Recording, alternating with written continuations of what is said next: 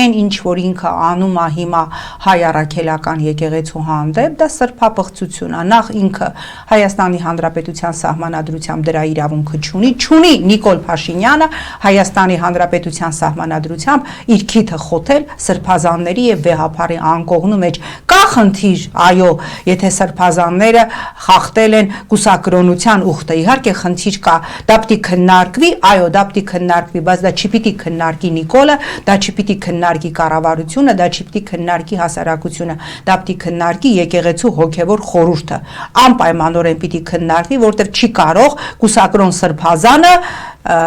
այդ ուխտը խախտել, ինձ համար այդտեղ երկու կարծիք լինել չի կարող, բայց դա իր խնդիրը չէ, մենք տեսել ենք, չէ, Վատիկանում բազմաթիվ կարդինալների հետ կապված խնդիր կա եւ ես չեմ տեսել, որ Իտալիայի քաղաքական ղեկավարությունը իր քիթը խոթի այդտեղ, ընդհանուր պետոֆիլիայի դեպքեր, դա զուտ Վատիկանի խնդիրն է եղել եւ կարգավորվել է իրենց ներքին կանոնակարգերով, այնպես որ Նիկոլը, որ իրան դրել է Մովսեսի տեղ, ինչ որ առաքյալների տեղ, ինքը իրան չգիտեմ, ինչ Մեսիայի վեղար է իրան վերգտել, որ ինքը փորձելու է թեկուզ իր այդ ծանր խաչը տանել, հասկանում եք, մի պահել իրան համեմատում էր Քրիստոսի հետ, ասում էր ջրի վրա քայլեցի, այդ իմ շարժումը, որ քայլելով եկանք, դա նույն Քրիստոսի շարժումն էր, ես այստեղ կարծում եմ մասնագետները իրանց խոսքը պիտի ասեն, ես այդ մասնագետը չեմ, բայց եթե մարդը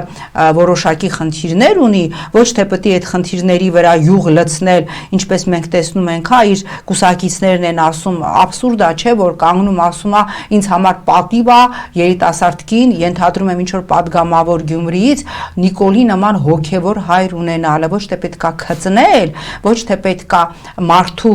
սխալը տիրաժավորել եւ դրա վրա,